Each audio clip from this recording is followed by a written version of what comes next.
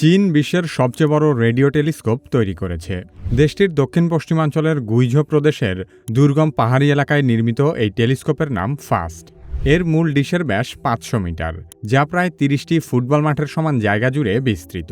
এত বিশাল কাঠামো মাটির উপর দাঁড় করানোর বদলে চীন পাহাড়ের মধ্যে থাকা প্রাকৃতিক বাটির মতো একটি গর্তকে ব্যবহার করেছে। তবে ফাস্ট শুধু আকারের কারণেই আলাদা নয়, এর ধাতব পৃষ্ঠের নির্দিষ্ট অংশ প্রয়োজন অনুযায়ী আকৃতি বদলাতেও পারে। একই সঙ্গে ডিশের ওপর কেবল দিয়ে ঝুলিয়ে রাখা রিসিভারও লক্ষ্যবস্তুর অবস্থান অনুযায়ী সরতে পারে। ফলে পুরো টেলিস্কোপ না ঘুরিয়েও মহাকাশের বিভিন্ন অংশ থেকে আসা অত্যন্ত দুর্বল রেডিও সিগন্যাল ধরা সম্ভব হয়।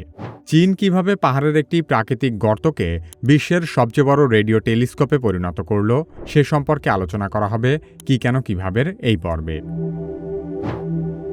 মানুষের চোখ কিংবা সাধারণ অপটিক্যাল টেলিস্কোপ মহাবিশ্বের সবকিছু দেখতে পারে না, কারণ অনেক নক্ষত্র, গ্যাসীয় মেঘ এবং নক্ষত্রের ধ্বংসাবশেষ এমন রেডিও তরঙ্গ ছড়িয়ে দেয় যা দৃশ্যমান আলোতে দুর্বল বা সম্পূর্ণ অদৃশ্য হলেও রেডিও টেলিস্কোপে ধরা পড়ে। ধূলিকণায় ঢাকা অঞ্চল ভেদ করেও এসব তরঙ্গ পৃথিবীতে পৌঁছাতে পারে। তাই মহাবিশ্বের লুকোনো অংশ বুঝতে রেডিও টেলিস্কোপ অপরিহার্য।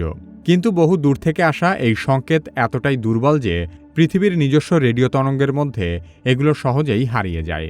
একটি বড় ডিশ বেশি পরিমাণ তরঙ্গ সংগ্রহ করে রিসিভারের দিকে পাঠাতে পারে। ফলে তরঙ্গ ধারণের ক্ষেত্র যত বড় হয়, মহাবিশ্বের রেডিও সিগন্যাল শনাক্ত করার সম্ভাবনাও ততটাই বাড়ে।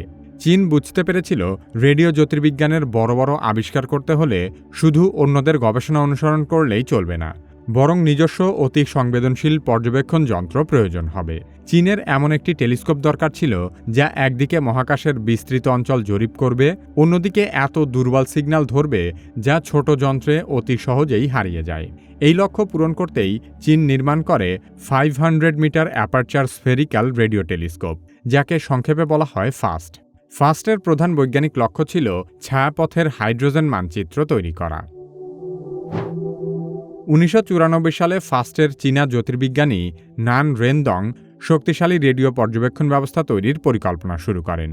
তার অনুপ্রেরণা ছিল পুয়ের্তো রিকোর অ্যারেসিবো টেলিস্কোপ।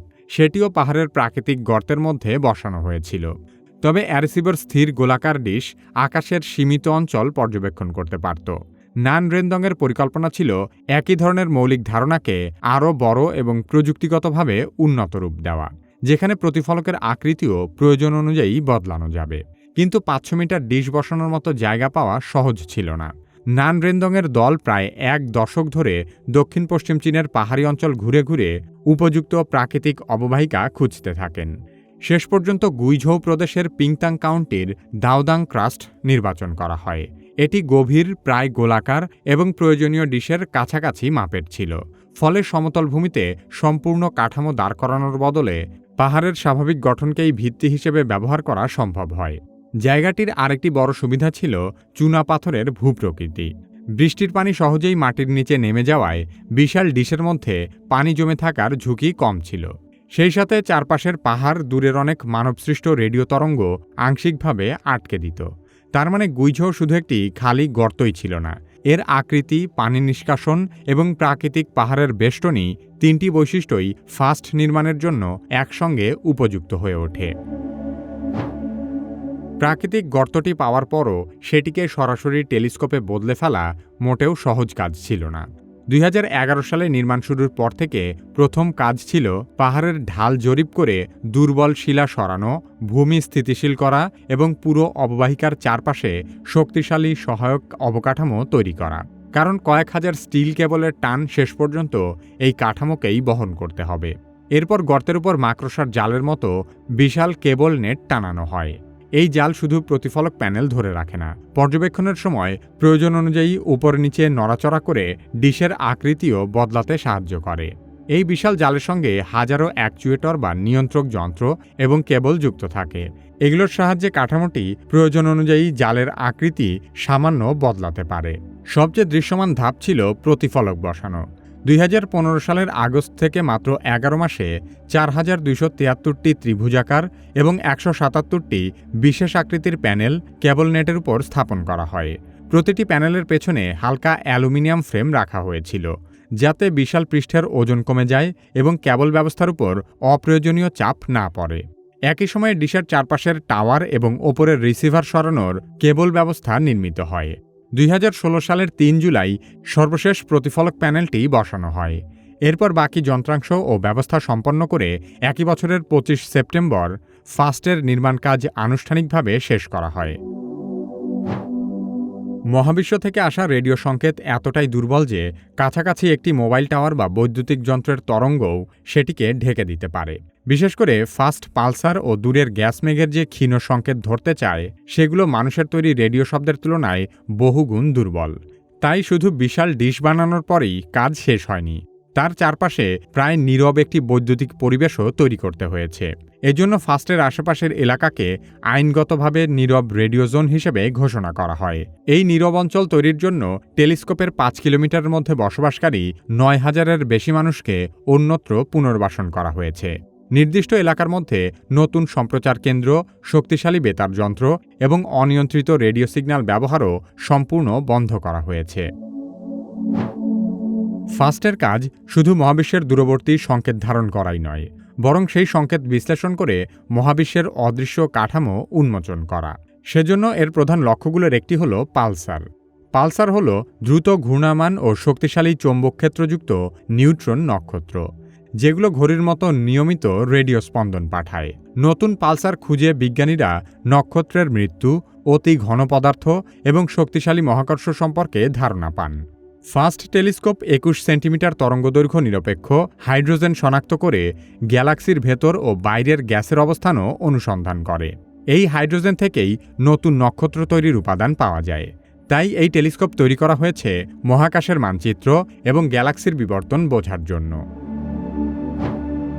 চীনের তৈরি বিশ্বের সবচেয়ে বড় এই টেলিস্কোপ দুর্বল রেডিও সংকেত ধরতে পারলেও একক ডিশ নকশার কারণে এর কিছুটা সীমাবদ্ধতা রয়েছে।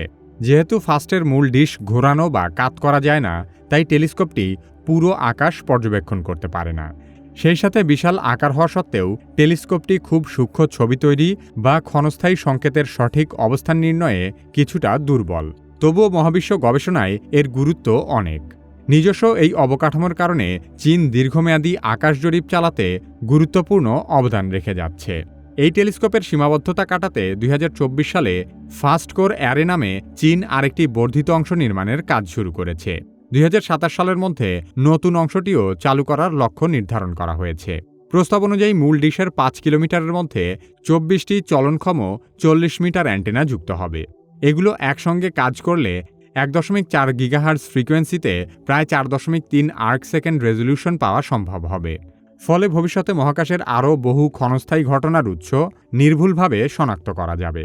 চীনের এই রেডিও টেলিস্কোপ আবিষ্কার করাই সম্ভব হতো না যদি মানুষ শব্দের তরঙ্গ ধারণ করা না শিখত। হাজার হাজার বছর ধরে মানুষ শব্দ শুনেছে, কিন্তু শব্দকে কখনো দেখেনি। বাতাসে ভেসে বেড়ানো এই অদৃশ্য শক্তি কিভাবে কাজ করে সেটি ছিল একটি বড় প্রশ্ন। ধীরে ধীরে বিজ্ঞানীরা আবিষ্কার করলেন শব্দ আসলে এক ধরনের কম্পন। এই কম্পন বাতাসের মাধ্যমে ছড়িয়ে পড়ে এবং আমাদের কানের পর্দায় আঘাত করে। মানুষ প্রথমবারের মতো বুঝতে পারে শব্দ কোনো জাদু নয়, এর একটি বৈজ্ঞানিক ব্যাখ্যাও আছে। শব্দের বিজ্ঞান বোঝার সাথে সাথে নতুন একটি প্রশ্ন সামনে আসে। যদি শব্দকে বোঝা যায়, তাহলে কি শব্দকে ধরে রাখাও সম্ভব? সেই প্রশ্নের সমাধান করতে গিয়েই একের পর এক আবিষ্কৃত হয়েছে আধুনিক sound recorder, mobile phone, ultrasonogram, সোনার কিংবা মহাকাশীয় রেডিও টেলিস্কোপের মতো বহু যন্ত্র। মানুষ কিভাবে প্রথম শব্দ রেকর্ড করেছিল এবং শব্দ দিয়ে যোগাযোগ কিভাবে যুগে যুগে বিবর্তন লাভ করেছে সে সম্পর্কে জানতে চাইলে কি কেন কিভাবের এই ভিডিওটি দেখতে পারেন।